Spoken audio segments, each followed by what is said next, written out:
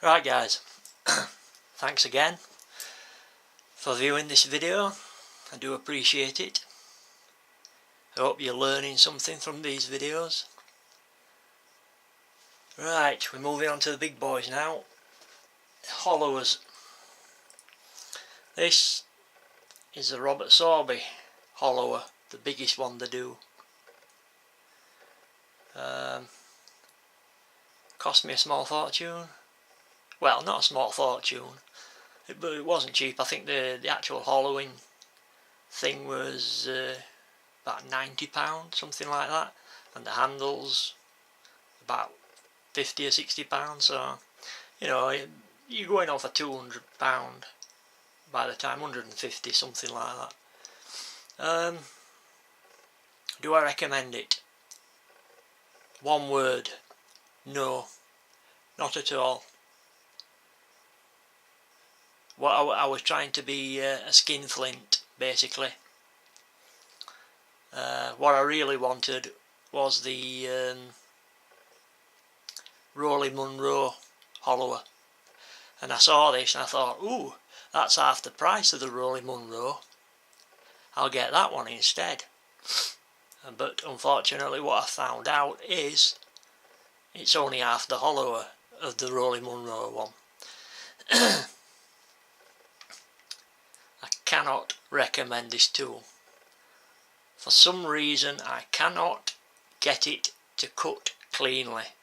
It bounces and chatters, and even in wet wood. I was lucky enough last winter to come across some sweet chestnut. The thing was soaking wet, and even through that it wouldn't cut cleanly. No matter how I adjusted the head. I tried taking big bites, and I just adjusted it so it was barely taking the smallest, tiniest bite. But no matter what I did, it just would not settle down. So I gave up with it. That's £150 wasted there. Well, I'm not saying don't buy one, that's up to you obviously, but my advice is to go with something else, i.e. Rolly Munro, something like that. That's the next hollower I'll be purchasing, the Munro one, the large one. Right, moving on. The actual hollowers I use most of the time, 9 times out of 10, are these Kel McNaughton hollowers.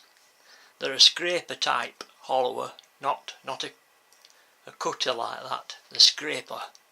But these things, they do the business, There's no ifing and butting.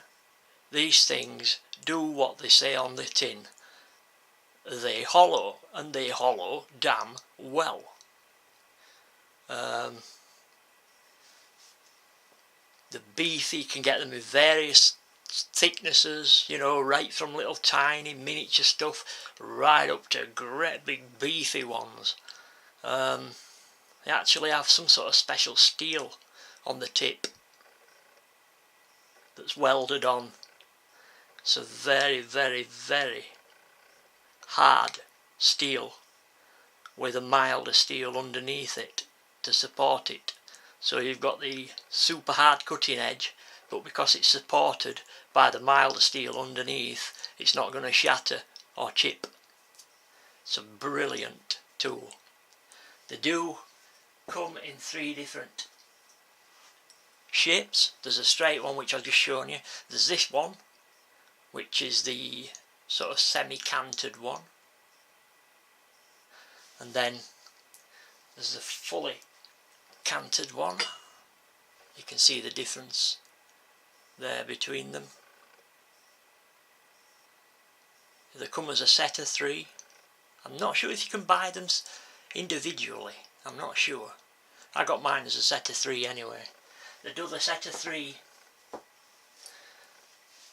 in various thicknesses, you know, sizes, right from miniature turning right up to great big hunking massive pieces of wood turning.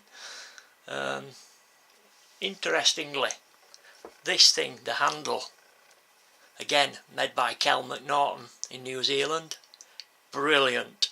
Would I recommend this handle? Absolutely. If you're after an interchangeable handle for your wood turning tools, get this baby if you can. All the others that I've seen tend to be the Allen key ones. You don't want to be messing around with Allen keys when you're wood turning to change different tools. You know what you have to do with this? Grab that, twist it, give it a tap, and it's out. Look at that. Put the next one in. The next one in.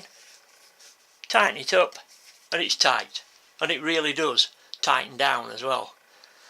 The collets it uses are the industrial collets, not plastic ones, the stainless steel or steel ones, sorry. Industrial collets like what they use in milling machines, the accurate ones.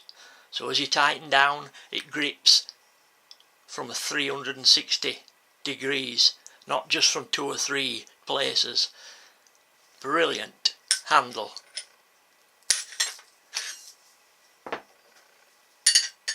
I mean, look how quick it is to change a tool. That's it, it's done, changed.